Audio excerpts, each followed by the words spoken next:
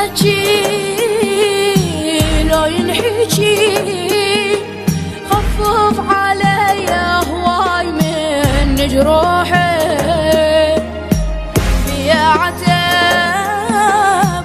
بيا تعب صبر عليهم قوة لازم روحي